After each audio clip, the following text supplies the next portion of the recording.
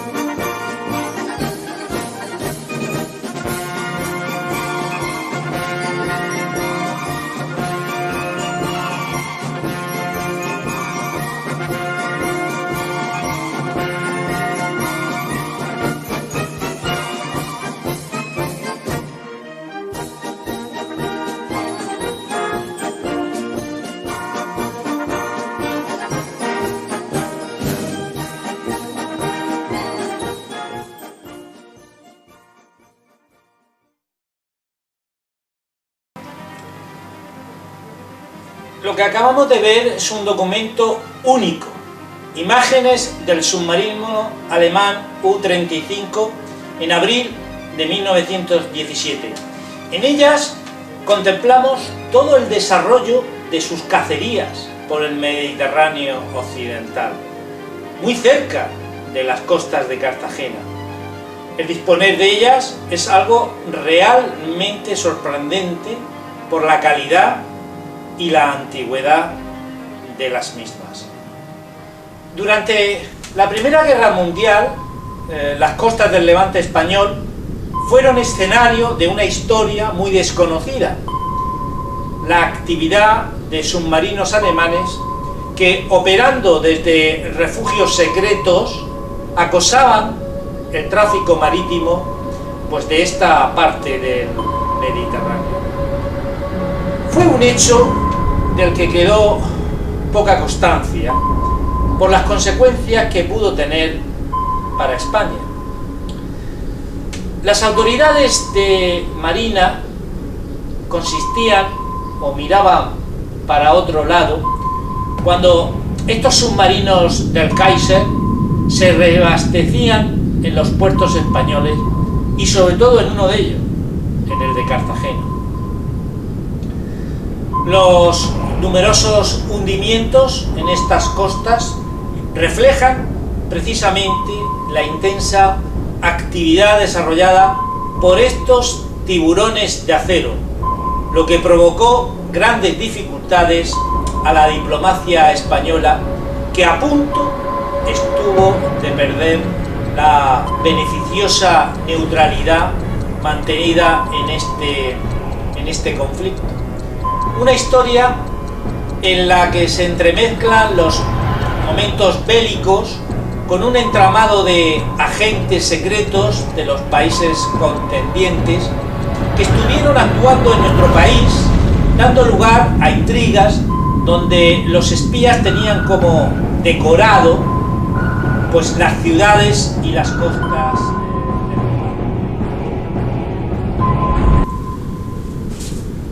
Pero volvamos al interior del U-35. Acompáñenme por esta máquina de guerra, heredera en muchos aspectos de los avances desarrollados por el inventor cartagenero Isaac Peral, al que el arma submarina alemana veneraba. Qué injusto es a veces un país con sus hijos, pero esa será otra historia para un puño. Bien, el submarino U-35 era uno de los buques más modernos de la Marina de Guerra alemana a comienzos de la Primera Guerra Mundial. Botado en los astilleros de Kiel el 18 de abril de 1914 y entregado a la Armada alemana el 3 de noviembre de ese mismo año. El U-35 tenía 64,7 metros de eslora, desplazaba 685 toneladas en superficie y 878 en inmersión. Estaba armado con 4 tubos lanzatorpedos, 2 a proa y 2 a popa, más 6 torpedos más que llevaba de respeto, así como 2 cañones de 88 milímetros con una munición de 300 granadas. Disponía de un aparato motor compuesto por 2 motores diésel de la marca Germania de 6 cilindros, así como otros 2 eléctricos, pudiendo desarrollar una velocidad de 16,4 nudos en superficie y de 9,7 cuando estaba en inmersión. La autonomía era de unas 8.700 millas a 8 nudos en superficie y 80 a 5 nudos en inmersión, y la dotación de este submarino la componían 35 hombres.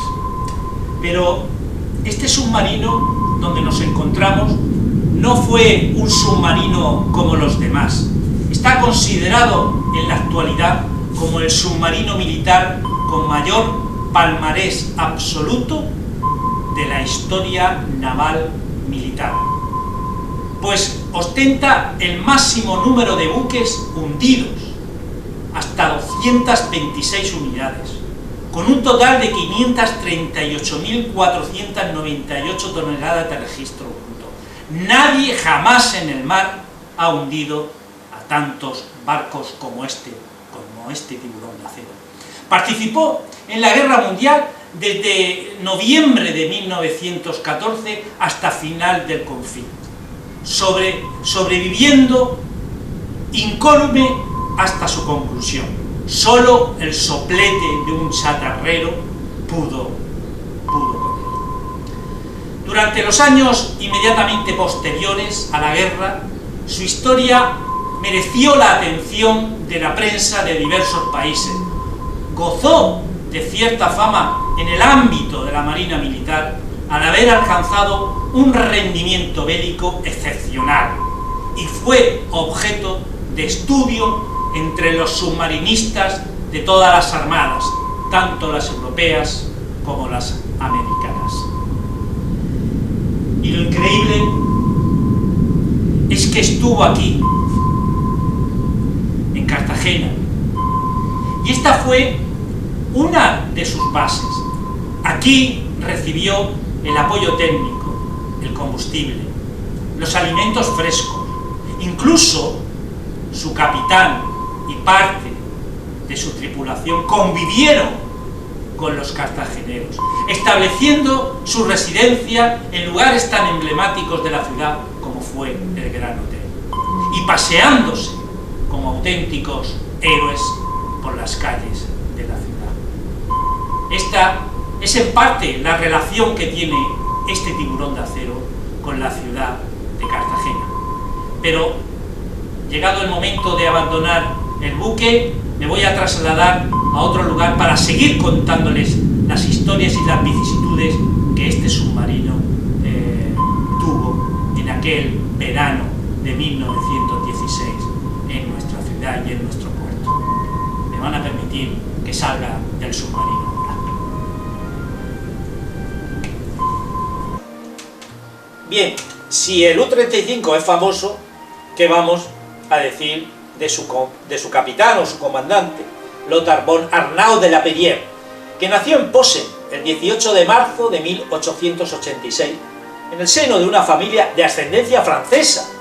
Los ancestros de von Arnau habían emigrado a Alemania en la época de los hugonotes, y efectivamente el tatarabuelo había sido oficial del ejército francés en los tiempos de Luis XIV. Si bien ofreció más tarde sus servicios al ejército prusiano de Federico el Grande, tras unas desavenencias con su superior, el duque de Borbón. Pero Lothar von Arnau y su hermano Friedrich romperían la tradición de la familia, y en vez de seguir estudios en la academia del ejército, en la infantería, prefirieron pasarse a la Marina Imperial Alemana. Pronto nuestro capitán se convertiría en un marino hábil y competente, además de contar con una buena estrella, una cualidad tan importante, según algunos, como las dos anteriores. Había sido ayudante del almirante von Tirpitz y posteriormente del almirante von Fohr, destino este que ocupaba cuando le sorprendió el inicio de la Primera Guerra Mundial. Pero von Arnau no tenía madera de burócrata y anhelaba acción. Por ello intentó primero ingresar sin éxito en los dirigibles de la Armada, apostando posteriormente en abril de 1915 por el arma submarina. Un arma que le permitiría desarrollar sus excelentes dotes de mando y de inteligencia. Sus patrullas por el Mediterráneo empezaron a ser letales, y uno tras otro los barcos aliados hundidos por este submarino sumaban y sumaban uno tras otro. Aquí en estas imágenes, en este documental, vemos al propio capitán von Arnau tachando sus barcos hundidos de la lista general de mercantes. Hay que decir que este libro tenía muchas tachaduras. Su método de hundir los cargueros enemigos a cañón o mediante cargas explosivas, como vemos también en el documental, le permitía además verificar la identidad, a la par que economizar pues sus escasos y valiosos y caros torpedos, reservándolos para los buques de guerra enemigos. Al concluir la Primera Guerra Mundial, von Arnau había conseguido hundir 193 buques civiles, 2 buques de guerra, una corbeta francesa y otra británica, y causar daños en otros 7 buques. Estas cifras lo convierten, sin duda, en el comandante de submarinos con mayor palmarés, con diferencia, de la historia naval militar universal. Y gracias a esa dilatada experiencia y su amplio conocimiento de los submarinos de combate y ese prestigio ganado en la Primera Guerra Mundial, fue posteriormente, al finalizar esta, reclutado por la Armada de la República de Turquía como asesor y como director profesor de su Academia Naval. Pero al comenzar la Segunda Guerra Mundial, von Arnau fue de nuevo incorporado al servicio activo por la Armada de Guerra del Tercer Reich. Tras ocupar varios bandos de cierta relevancia, fue finalmente promovido al cargo de almirante del sector sudoriental, que era todo el sector que comprendía la Francia ocupada. Pero al tomar el avión para la toma de su posesión oficial, este lamentablemente se estrelló al tratar de aterrizar en el aeropuerto de La Bouillette, junto a la capital francesa. Sin duda un triste, muy triste final para un marino, morir en un accidente aéreo. El 21 de junio de 1916, el semáforo de Galeras informaba a primera hora de la mañana de que un submarino alemán estaba entrando en el puerto de Cartagena. Los cartageneros curiosos pudieron confirmar pocos minutos después que en su dársena había un submarino alemán y que, según decían, había llegado con averías y que requería la reparación en dique, en el espacio de las 12 horas que marcaba los tratados en un país neutral. Pero ¿en qué circunstancias se producía la arribada de este buque beligerante al puerto cartagenero? El sumergible no era cierto, no presentaba avería alguna ni requería ningún tipo de reparación, como se empezó a comentar. Llegaba frente a la bocana del puerto cartagenero hacia las 4:30 de la madrugada. Una vez dentro del puerto, buscó a uno de los varios barcos alemanes que se encontraban surtos en el puerto, y en este caso fue el barco que se llamaba, o que tenía el nombre de Roma. Es curioso, pero de todo esto tenemos fotografías. Muchas de ellas han permanecido en el anonimato, pero ahora se han convertido en verdaderos documentos históricos. Para las 5:30 de la mañana, los germanos pues habían tenido ya el tiempo de sobra para transbordarle un peculiar cargamento de medicinas y avituallarse de fruta, verdura fresca, agua, lubricante, todo del barco al que se encontraba pegado el Roma. Algo que estaba totalmente prohibido por las reglas internacionales en los puertos neutrales. Pero como vemos en las fotografías, esto no era óbice para que los alemanes incumplieran este tratado. Una vez pertrechado su buque, pues bueno, el comandante alemán telegrafiaba a la embajada dándole cuenta pues de la llegada, con las primeras luces del día, y el comienzo de su actividad oficial de visita.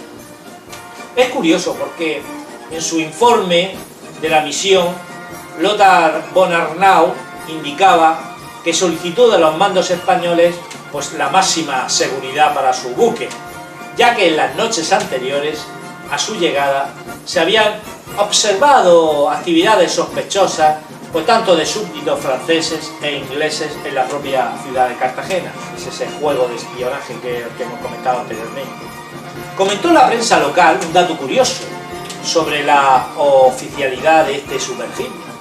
Los marinos alemanes, al ser abordados por la calle, pues habían dejado entre los admiradores españoles pues numerosas tarjetas con dedicatorias autógrafas del tipo "Somos invencibles", "Aún vivimos", siempre adelante.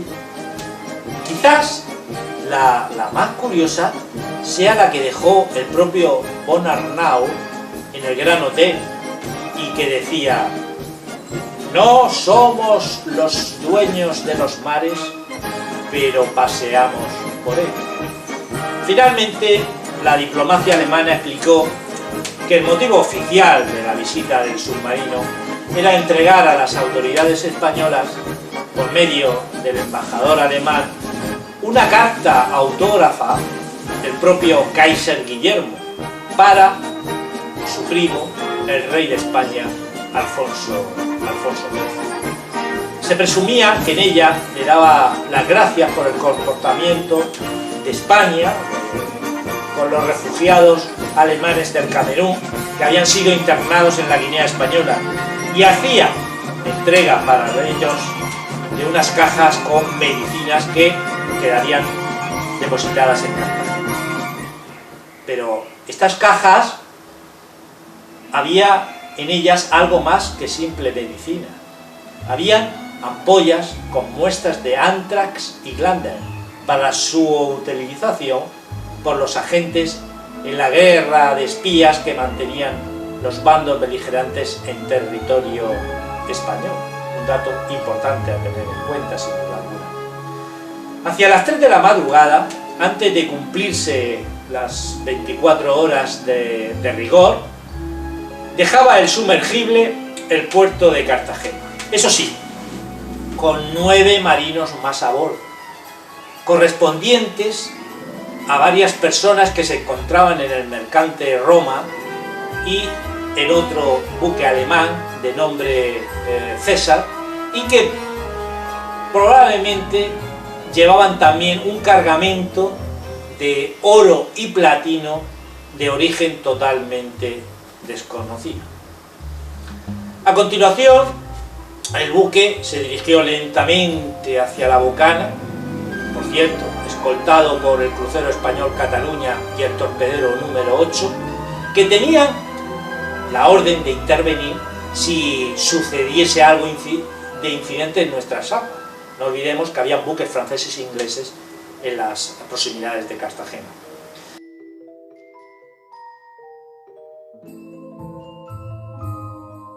Pero es probable que la visita tuviese otra finalidad.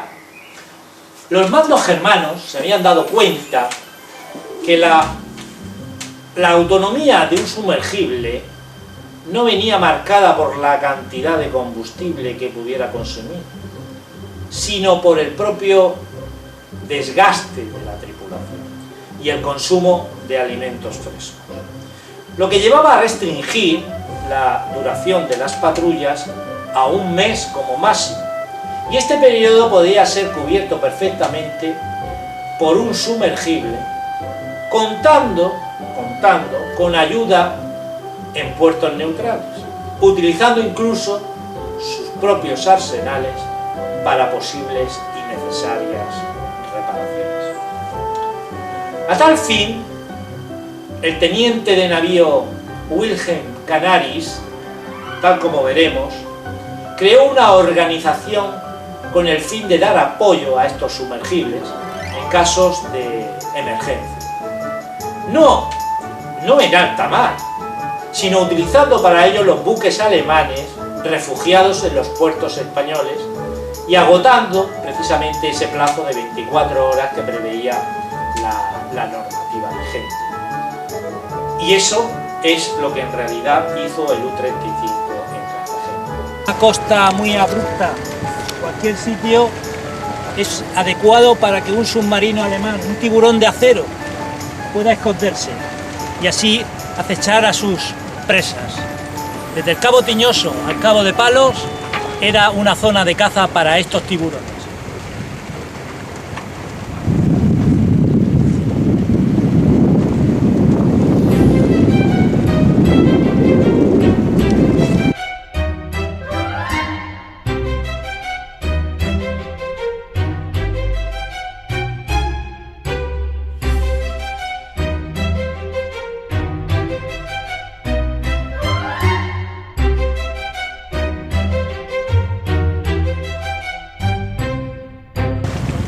playa de los Boletes.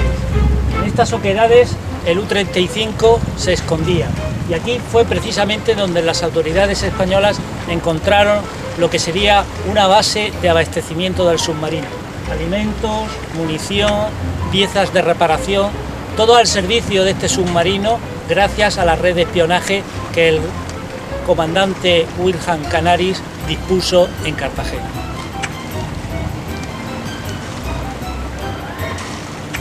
Este es el punto exacto donde el U-35 se refugiaba para luego iniciar su patrulla por el Mediterráneo y hundir todos los barcos aliados.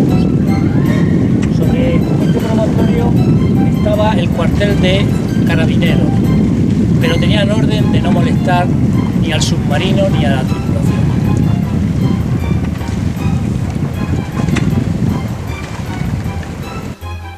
Para entonces, la red de espías y apoyo a los submarinos alemanes en Cartagena estaba plenamente operativa.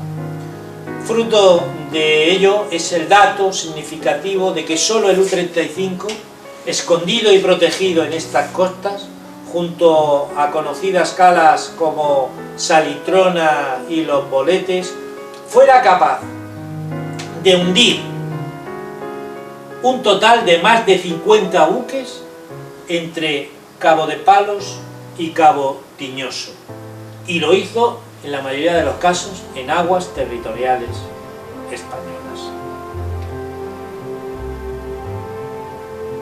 A lo largo de este Cartagena por un puño hemos podido comprobar cómo la intervención alemana durante los años de la Primera Guerra Mundial frente a las costas de Cartagena tuvo una gran importancia. Ese medio centenar de barcos hundidos frente a nuestro puerto es un dato revelador de la acción de estos tiburones de acero.